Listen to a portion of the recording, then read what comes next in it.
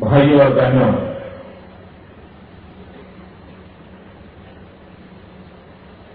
આ ખડોદાવાળાને ખબર નહીં હોય કે આજે ઇતિહાસની અંદર કેવી ઘટના બની રહી છે.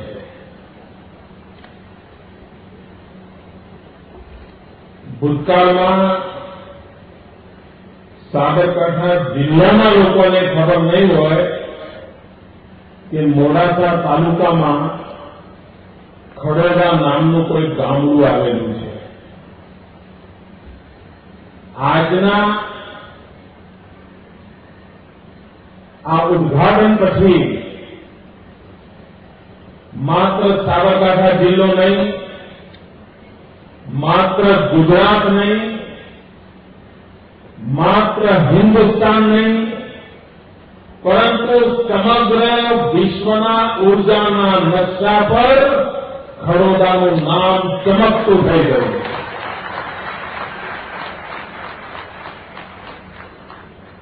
આ નાની સુની ઘટના નથી. આખા વિશ્વના ઉર્જાના નકશા પર ધ્રુવ તારાની જેમ ખડોદા ચમકતું લોકો જોતા હશે.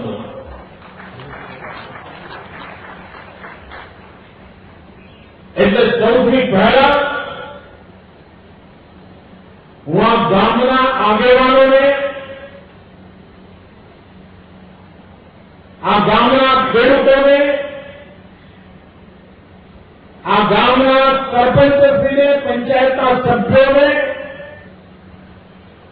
અંતઃકરણપૂર્વક ખૂબ ખૂબ ખૂબ અભિનંદન આપું છું.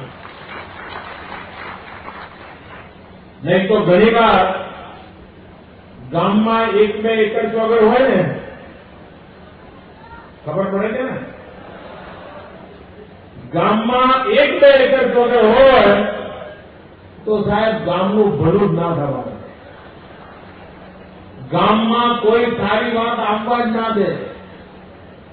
અને આવા એકર ચોગરને પછી 12,028 મળી જાય, આંકડો વધતો જાય, એવા વેરાયટીઓથી મળતી રહે અને ગામનું ધનોત ન નીકળે ત્યાં સુધી આવા લોકોને સંતોષ ન થાય.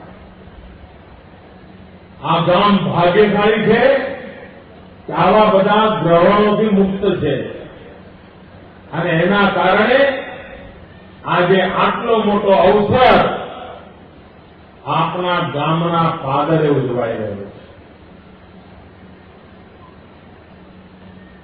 મિત્રો, પૂરા વિશ્વ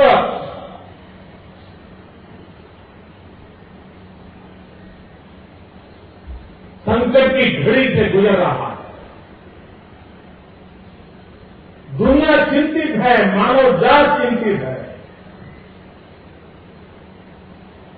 कि अगर हम इसी प्रकार से प्रकृति का दोहन को लूटते रहेंगे, हम हमारे प्राकृतिक संसाधनों को नष्ट करते रहेंगे, तो मानव जात का कोई भविष्य नहीं है. जीवन बर्बाद हो जाएगा. लेकिन मनुष्य का स्वभाव है कि अपनी आवश्यकताओं की पूर्ति के लिए वो प्रकृति का कोई भी विनाश करने के लिए तैयार हो जाता है. हम मोड़ासा में रहने वाले लोग, महुरी हमारे पास में ही है, दूर नहीं है. महुरी के तीर्थ क्षेत्र पर 100 साल पहले एक बुद्धि सागर की महाराज साहब हो गए. वो किसान के बेटे थे, पढ़े लिखे नहीं थे. दीक्षा ग्रहण की, जैन महात्मा बन गए और महुरी में अपनी साधना आराधना करते थे.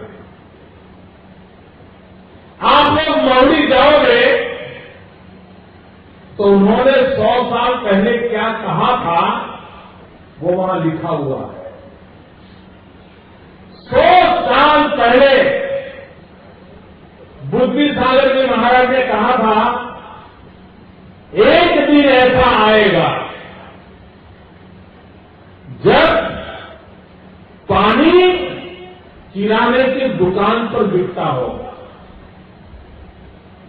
100 साल पहले जब किसी ने ये सुना होगा तो उसने ये माना नहीं होगा, ऐसा तो क्या कभी हो सकता है क्या पीने का पानी लेने के किराने की दुकान पे जाना पड़ेगा? हल्दी लानी है, मिर्ची लानी है, चावल लाना है, गेहूं लाना है, उसके लिए तो दुकान पे जाना पड़ेगा।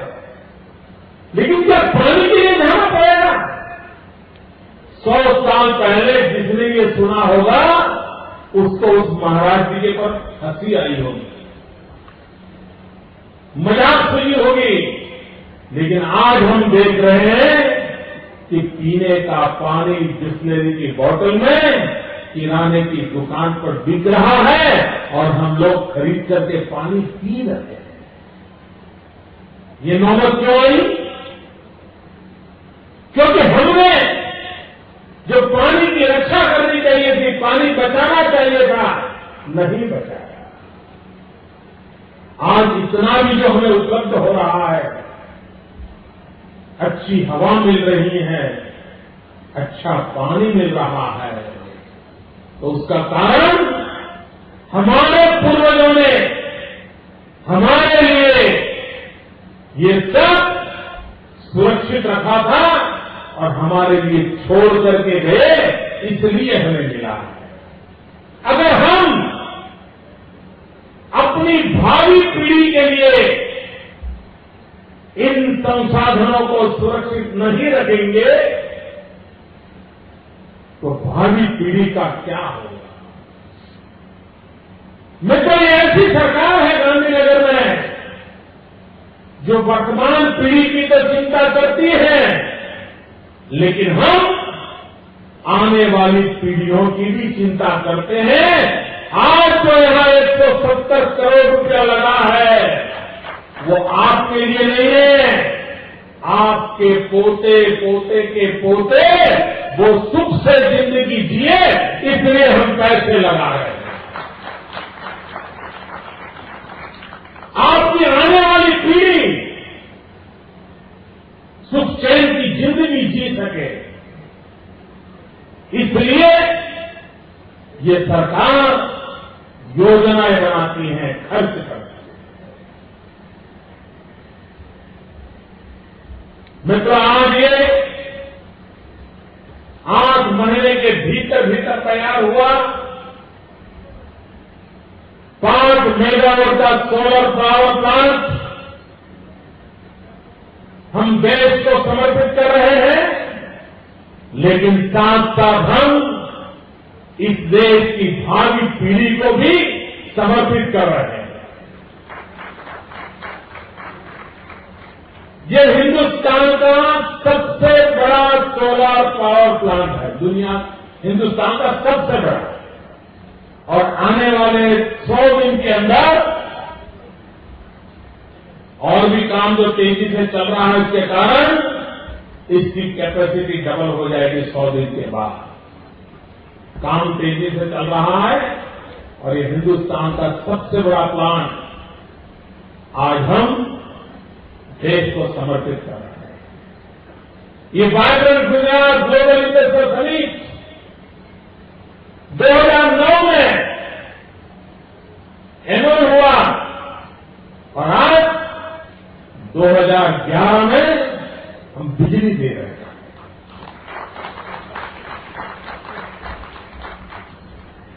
मित्रों, करीब करीब 20,000 गाड़ियां जो अंगार वाली फैक्ट्री है, जिसके कारण हमारे स्वास्थ्य को नुकसान होता है, हमारे फेफड़े खराब होते हैं, बीमारी का घर तैयार हो जाता है। इस सोलर प्लांट के कारण जो कार्बन की बचत होने वाली है, जो अंगार वायु की बचत होने वाली है, वो करीब करीब 20,000 गाड़ियां जो धुआं फेंकती है उतनी रक्षा इससे होने वाली है। मित्रों, इस प्लांट के कारण 20,000 से अधिक परिवारों को इस सूर्य की ऊर्जा का लाभ मिल सकता है, इतने छोटी सी जगह से।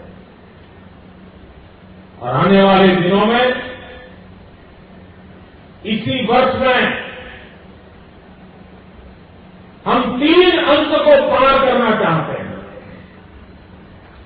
100 मेगावाट से अधिक ऊर्जा, सोलर ऊर्जा आने वाले 6 महीने के भीतर गुजरात की धरती पर हम उत्पादित करना चाहते हैं। अभी अनिता जी बता रही थी कि गुजरात सोलर एनर्जी का वर्ल्ड कैपिटल बन रहा है। मित्रों, किसको गर्व नहीं होगा? हमारे पूर्वजों ने, मोढेरा ने जब सूर्य मंदिर बनाया होगा तब शायद उनको लगा होगा कि यहां सूर्य ऊर्जा अधिकतम है, इसके प्रतीक के रूप में हम सूर्य मंदिर बनाते हैं। लेकिन वही सूर्य मंदिर से प्रेरणा लेकर के आज हम गुजरात को सूर्य शक्ति में परिवर्तित करने जा रहे हैं। तीसरी पीढ़ी का एक सूर्य मंदिर आने वाली पीढ़ी के लिए सूर्य शक्ति की प्रेरणा बन जाए, ये काम गुजरात की धरती पर हो रहा है। ये मानव जाति की बहुत बड़ी सेवा हो रही है। और भाइयों बहनों, हम सिर्फ सूर्य ऊर्जा उत्पादित करके रुकने वाले लोगों में से नहीं है। हम चाहते हैं गुजरात में जो गाड़ियां बने, वो गाड़ियां भी पेट्रोल का भाव सहन नहीं कर पाएगी, डीजल के दाम सहन नहीं कर पाएगी। हम तो यहां वो रिसर्च चाहते हैं, वो संशोधन चाहते हैं कि हमारे गुजरात में कार हो, ट्रैक्टर हो, किसान के उपयोग में आने वाली चीजें हो, वो भी सोलार पैनल से चलती हो, ताकि उसको कोई खर्चा न लगे। वहां तक हम आगे जाना चाहते। और इसलिए हम सोलार इक्विपमेंट के रिसर्च की इंस्टीट्यूशन गुजरात में आए, नए नए रिसर्च हो, यहां सोलार इक्विपमेंट की मैन्युफैक्चरिंग हो, उस दिशा में हम काम करना चाहते हैं। और अकेले सोलार के सेक्टर में 1 लाख से अधिक नौजवानों को रोजगार मिलेगा। भाइयों बड़े 1 लाख से अधिक। ये 50 बड़े कितनी तालियां बजा रहे थे। जब 1 लाख लोगों को मिलेगा, उनका जीवन कैसा बदल जाएगा, इसका आप अंदाज लगा सकते। लाखों लोगों को रोजगार मिले, क्लीन एनर्जी मिले, प्राकृतिक संसाधनों की रक्षा हो, गुजरात विश्व के अंदर विकास भी करे और पर्यावरण की रक्षा भी करे। ऐसा एक अद्भुत संयोजन के साथ गुजरात आगे बढ़ना चाह रहा है और हम सफल हो रहे हैं। मित्रों, दुनिया को अजूब आश्चर्य हो रहा है। वरना जब औद्योगिक विकास होता है तो 2 चीजों के खतरों की चर्चा तुरंत होती है। जब औद्योगिक विकास होता है तब सामान्य समझ कहती है कि कृषि क्षेत्र में गिरावट आती है, खेती कम हो जाती है, खेत कम हो जाते हैं, किसान भी दूसरे काम में लग जाता है, उद्योग व्यापार में लग जाता है। जैसे जैसे उद्योग बढ़ता है, खेती कम होती है। ये दुनिया में मानी हुई चीज है। अकेला गुजरात पूरे विश्व में अपवाद है जहां पर औद्योगिक विकास भी हो रहा है और इसी दशक में 13 लाख हेक्टेयर धरती नई एग्रीकल्चर के काम आने योग्य बन गई। यहां एग्रीकल्चर का भी विकास हुआ, यहां इंडस्ट्री का भी विकास हुआ। ये कहीं पर ऐसा मॉडल देखने को नहीं मिलता। दूसरी बात, दुनिया में ये भी माना गया है कि जहां जहां ऐसे उद्योग विकसित होते हैं वहां एनवायरमेंट का संकट खड़ा होता है। लेकिन गुजरात एक ऐसा राज्य है कि जहां पर उद्योगों का तो विकास होता है, लेकिन साथ साथ एनवायरमेंट प्रोटेक्शन के भी कदम उठाए जाते हैं।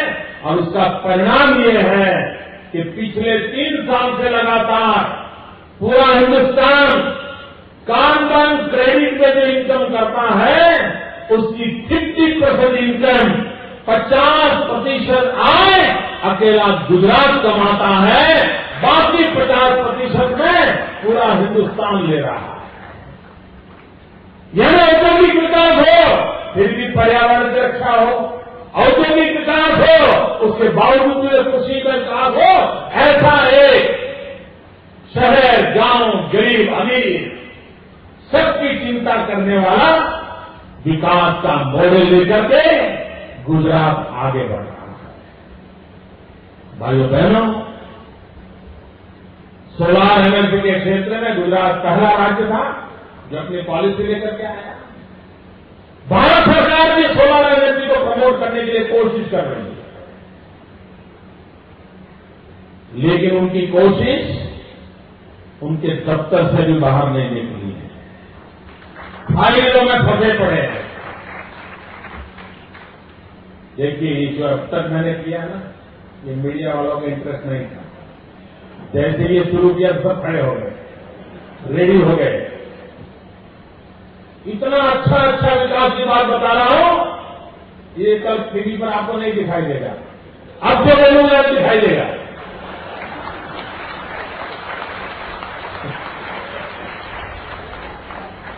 हम इतनी मेहनत कर रहे हैं, इसकी कोई चर्चा चिंता करने को तैयार नहीं है। हम इतनी प्रगति कर रहे हैं, इसकी चिंता चर्चा कोई करने को तैयार नहीं है। लेकिन मैं जो अपनी पीड़ा की बात बताने जा रहा हूं उस पर थोड़ा मजा आएगा लोगों। भाइयों बहनों, भारत सरकार ने एनर्जी, सोलर एनर्जी की पॉलिसी निकाली है, लेकिन अभी तक उसको लेने वाला कोई है नहीं। एक सोलर प्लांट उसके अनुसार लगाने वाला कोई नहीं है। और उसके बावजूद भी भारत सरकार का रूप देखिए भैया,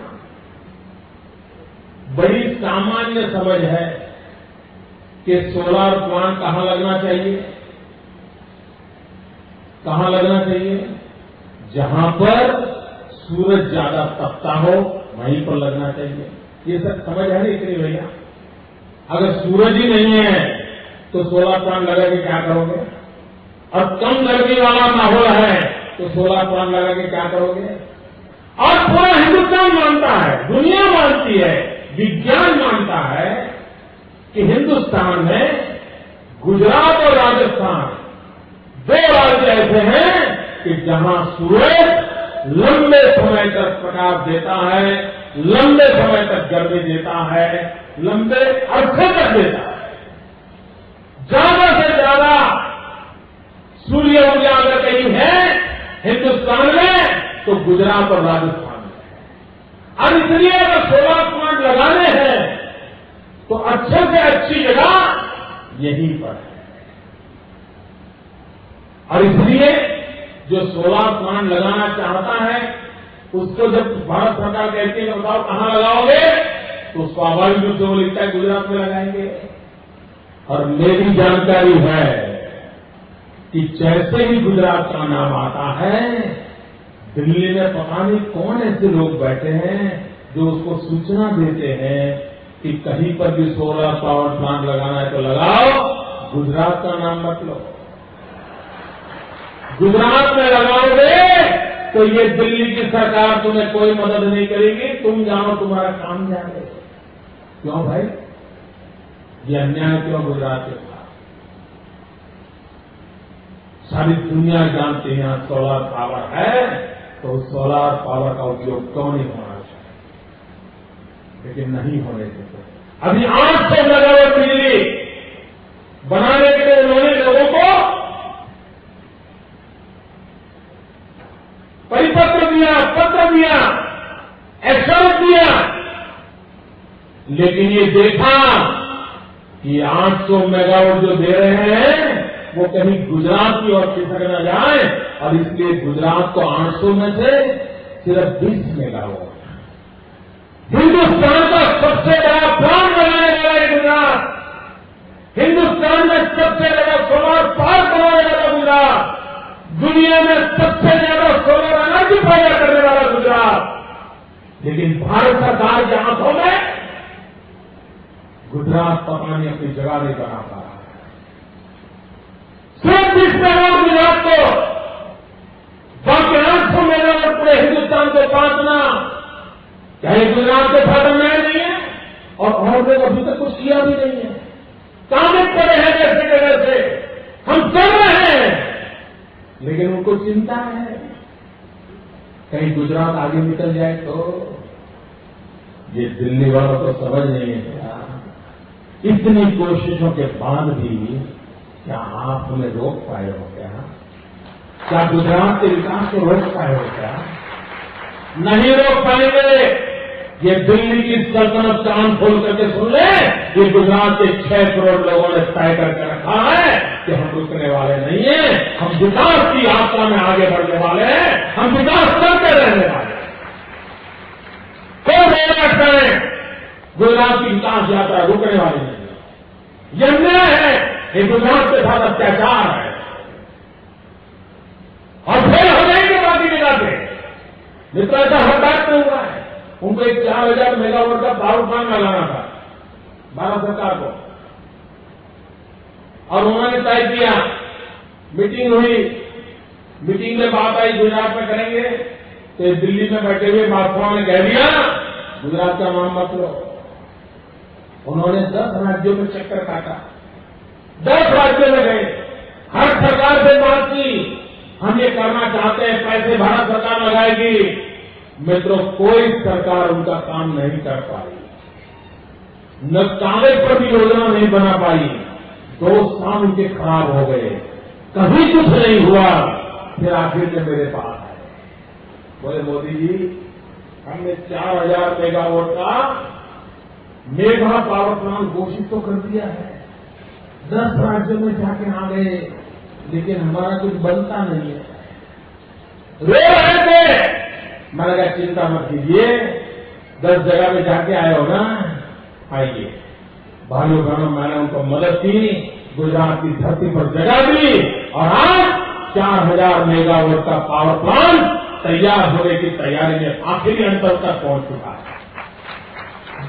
अगर ये पहले से गुजरात आते तो ये 2-3 साल खराब हो जाते क्या? देश को अंधेरे में रहना पड़ता क्या?